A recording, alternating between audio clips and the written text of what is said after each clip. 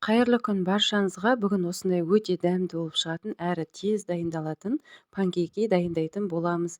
Видеоны соңына дейін қарап, менің каналыма тіркеліп, комментарий жазып, лайк басуды ұмытпаңыз. Бұл панкейки өте дәмді әрі жұп-жұмсақ болып шығады, және де ортасы да пісіп, әп-әдемі болып шығады. Сондықтан сіздерге дәл осы рецептпен панкейкиді жасап көруге кеңес беремін. Алдағы уақытта видеолармен бөлісетін боламын, сондықтан менің каналыма тіркеліп қоюды ұмытпаңыз.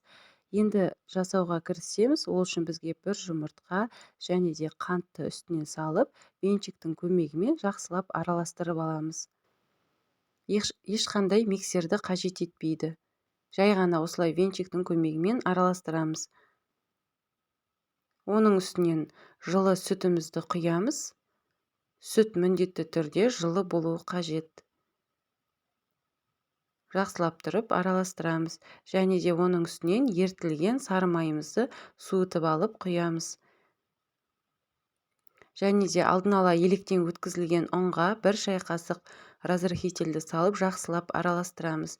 Және де ұнымызды жаңағы қоспамызға қосып араластырып отырамыз. Ұнды екі бөлікке бөліп қосатын боламыз, және де осылай венчикпен араластырамыз. Ешқандай да түйіршік қалмауы қажет. Жақсылап тұрып араластыру керек. Мінекей осындай қамыр шығады. Енді біз табамызды алдын ала қыздырып алып, ешқандай да май жақпаймыз. Құрғақ табаға ас қасықтың көмегімен панкейкилерді құйып пісіріп аламыз. Оттың баяу отта пісіреміз, яғни орташа отты қоямыз.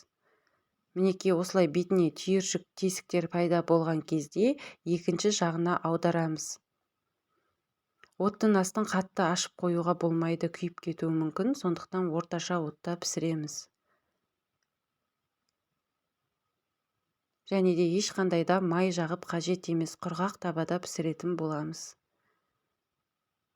Мінекей панкейки дайын, өте дәмді болып шығады, жасап көруге кеңес беремін.